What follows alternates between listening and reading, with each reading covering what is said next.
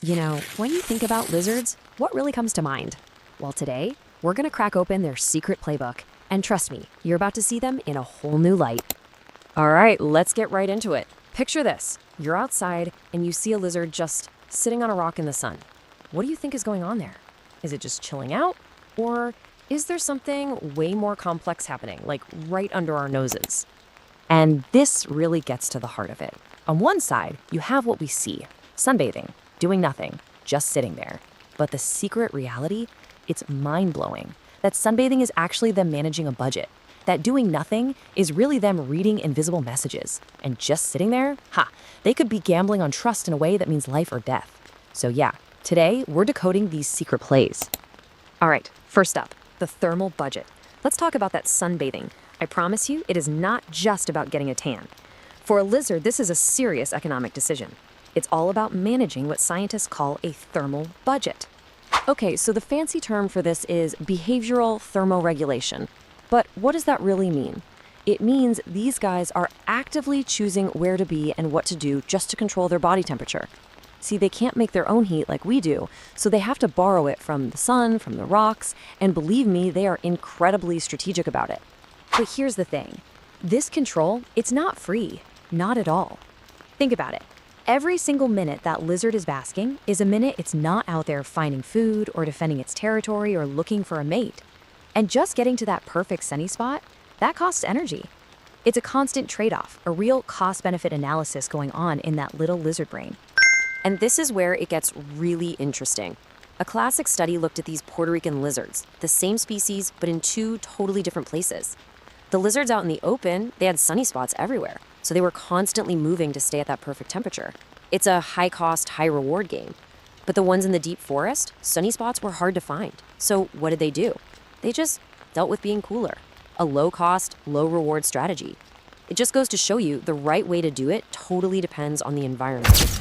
And this quote from biologist Raymond Huey way back in 1974 just nails it. He said, thermoregulation might only be a good idea when the costs are low. In other words, sometimes the smartest play is to just chill out, literally, and save your energy. Because at the end of the day, it's a budget. Okay, so we've covered the visible stuff. Now let's dive into the invisible.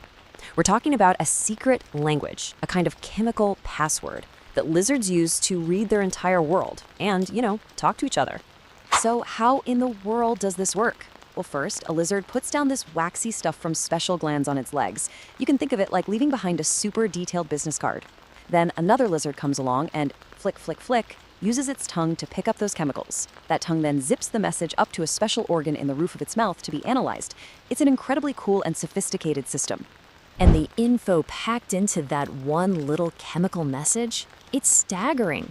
We're talking who they are, if they're a friend or a stranger, what their social status is, if they're a threat, even how good of a mate they'd be. It's basically their entire social media profile all packed into a single scent mark. Okay, but how do we know this works? Well, scientists did this really clever experiment with common wall lizards. They wanted to see if they could actually recognize each other just by scent. And what they found was fascinating. Turns out lizards pay way more attention to the scent of a stranger. And look at this, the data shows it perfectly.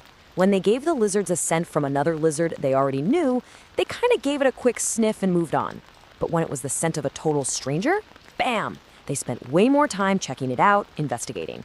This is proof positive they can learn, remember, and tell individuals apart, all using this invisible language. So you can see this is a super finely tuned system, right? It's essential for their entire social world. But what happens when that system gets broken? What happens when those delicate chemical messages get scrambled? Well, unfortunately, we're starting to get an answer, and it's a bit worrying. Research on some mountain lizards is showing that as temperatures get higher, the complex chemicals in their scent marks start to break down or even evaporate too fast. It's like their entire social network, their internet, just goes offline. And that brings us to our final play in the playbook. And honestly, this one might be the most dramatic of all. We're calling it the paradox of trust. It's an incredible story of how a brilliant adaptation, something that worked perfectly for thousands of years, can suddenly turn into a deadly weakness. The key idea here is something called insular tameness. It's actually pretty simple. Imagine you're a species that's been living on an island with zero predators for like thousands of years. You'd eventually lose your fear, right?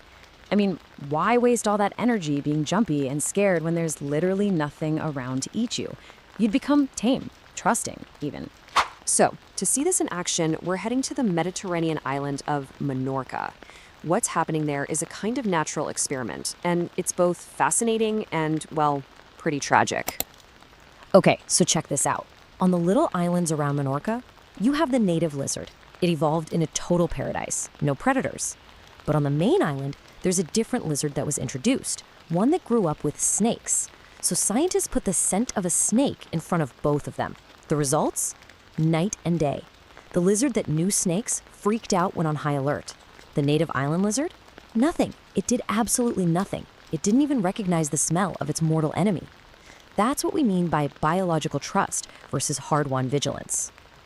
So, what happens when that biological trust gets completely shattered by a brand new predator showing up on the scene?